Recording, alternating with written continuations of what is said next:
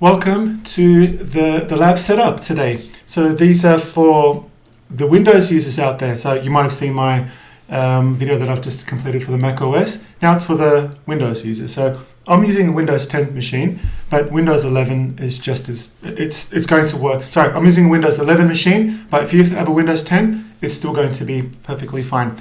You notice that we've got the remote desktop connection here. This is the default for what we're going to use to access our labs.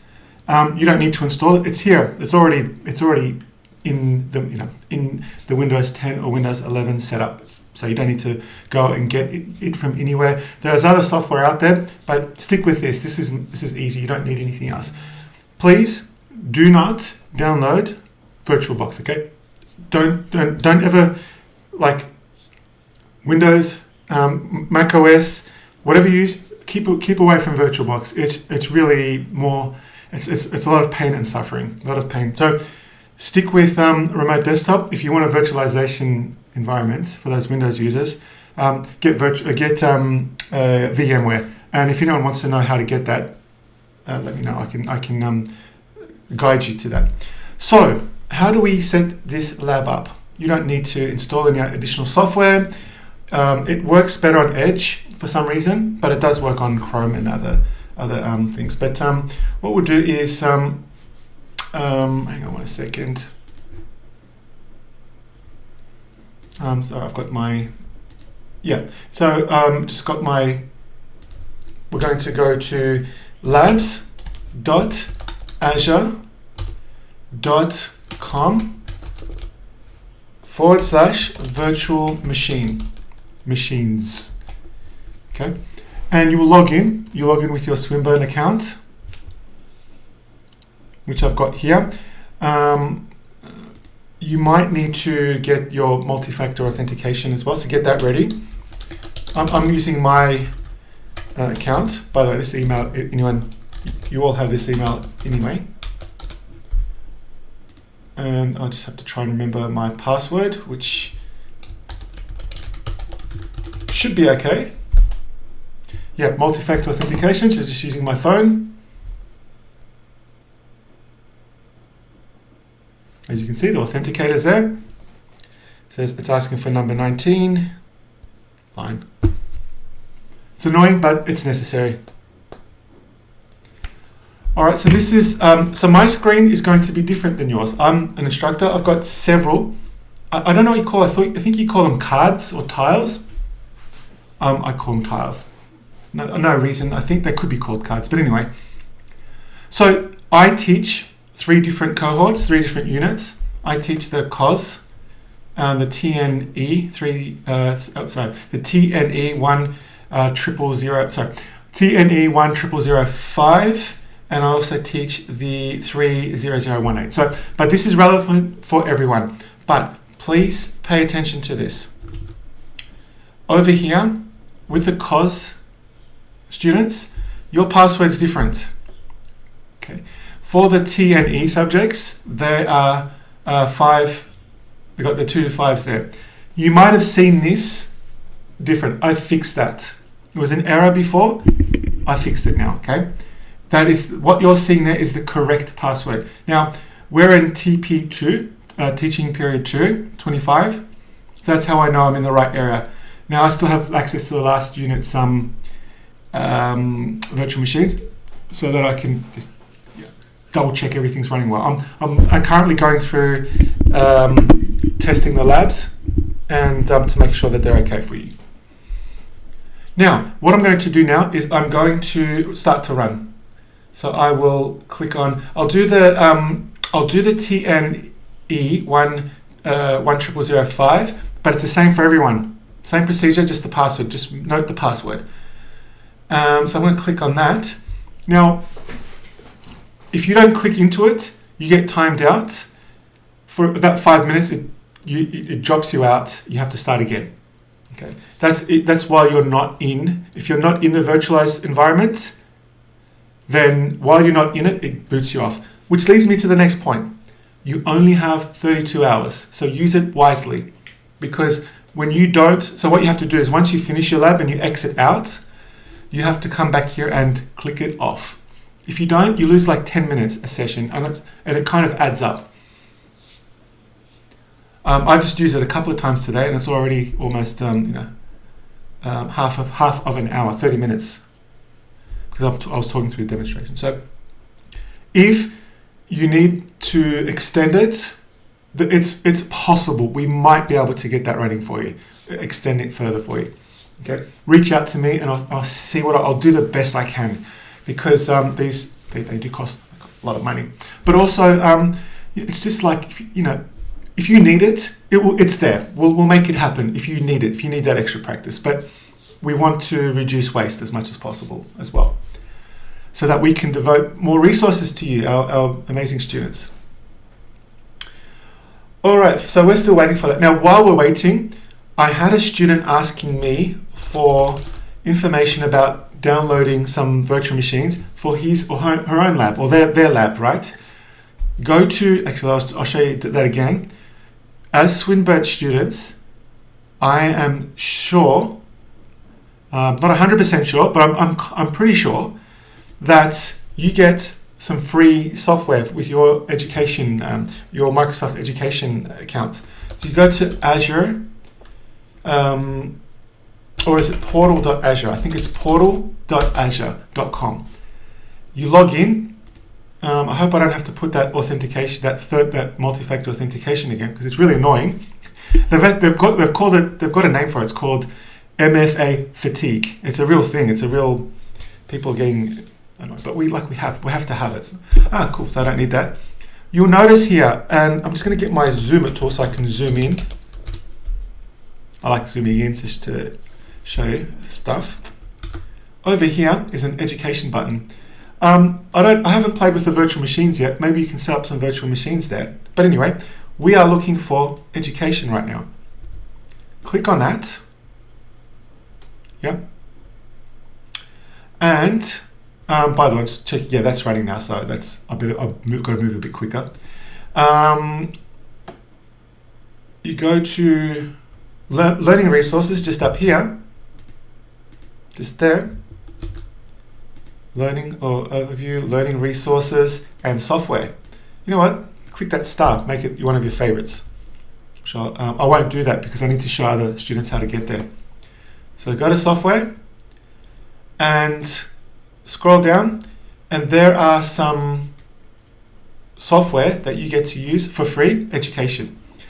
Click on, say for example, my favorite, which is 2019. They're all the same, to be honest. You'll find out that Windows 2016, 19, 22, 25, in all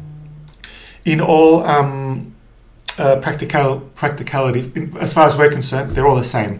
They're all operating on the same technology, but some have got more features than the others. But if I click on Windows 2019 Standard, then there's a key over here.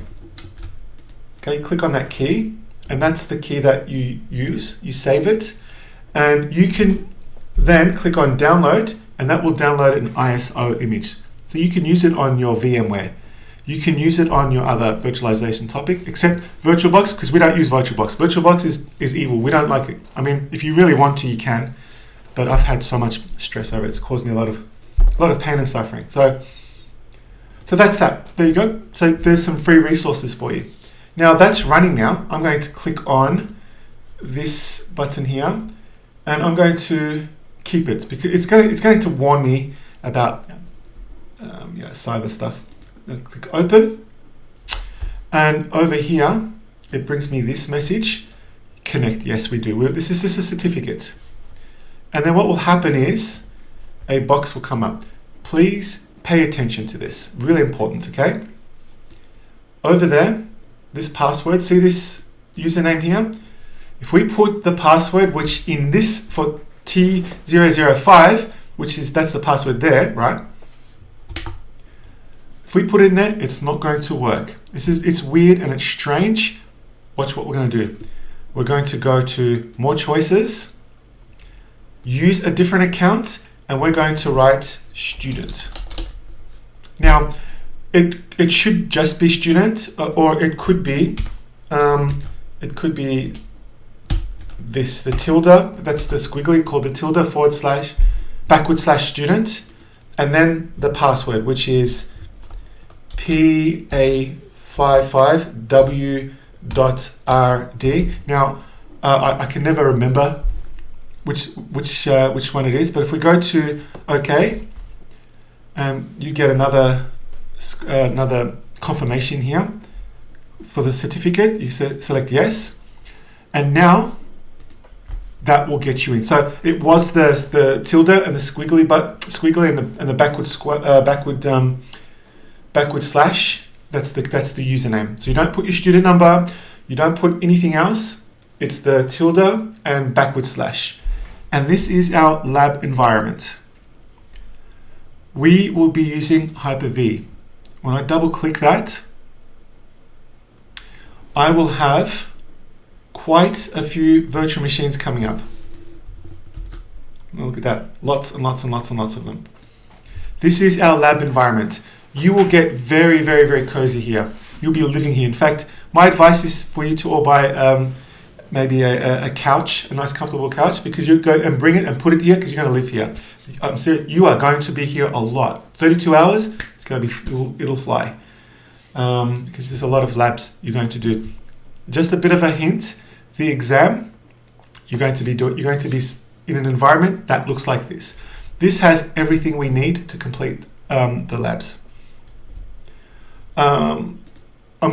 Now, in a Microsoft world, in an Active Directory domain, we usually will run the DC, the domain controller first. So let's start that up, and then we can right-click and connect. There's other ways you can get there. You can start over here on this side. You can then there's other ways, but right-click, and then we're going to connect to it. And guess what? Another virtual machine is going to pop up. So we have remote desktop in, so RDP, remote desktop protocol, by the way. We have RDP'd into a cloud-based virtual machine, and now we have. By the way, click and connect. Now we're remoting into a local virtual machine through hypervisor. A lot going on. You will learn a lot. You will finish this term knowing so much. Now, most of you probably have done a bit of this before, but for those students who haven't, hopefully this is a bit of a help for you all. So I'm just going to wait for that to load, and that's applying the computer settings. Just a bit of a hint: don't start them all up. Follow the instructions. What does the lab tell you to do? Do that. Don't fire them all up. You might only need one or two. Now, the reason I say that is because if you run them all, it has the capacity to maybe be able to do it. But if there's other users out there that are all consuming those resources, you get locked out. It gets stuck sometimes. So sometimes about 7-8 o'clock at night, it gets a bit slow. So try to use the off peak times. I know it's hard. Now the password for these are usually going to be that same one, that PA55W.RD. Yeah, that one there. Click into that, and that will be the password. So that's the demonstration for this part. I want to show you a couple of more things, and then we will call it a day. Not a long demonstration today. But say, for example, say you press Alt-Tab and you jump out of the screen, or you click on this. Maybe you accidentally click that. That's fine. You can come back here and then go back in to the virtual machine, the lab. It will still be there. Okay, and you'll notice that that's still running there. It's over here. So I've got two screens. That's why it's being annoying. You still have to log in again. Remember, more choices. Use a different account. Tilde. Get used to that name, the tilde button. a bit slow. And then student password is PA55W.RD. You can click on remember me. I wouldn't out of habit because you shouldn't do that in a corporate environment. So just get into good habits. This one, I'm going to do something I shouldn't. I'm going to do that because it's just really annoying. I didn't take my own advice. And I'm just going to drag this over. It keeps putting it to my main screen, all these windows, but if you've only got the one screen, it'll pop up. You can run this on a laptop. All the resources are done over in the cloud. So if you've got a laptop with only 8 gigs of RAM, you'll still be able to get some really good use out of this. Yeah, and this is our virtual machine. The DC is still there. Now, once you've finished, you don't have to turn any of these off if you don't want to. Don't have to. You can say, for example, I decide I finished, I can't be bothered turning these machines off. For good practice, you probably should. But you know what? Let's just jump out.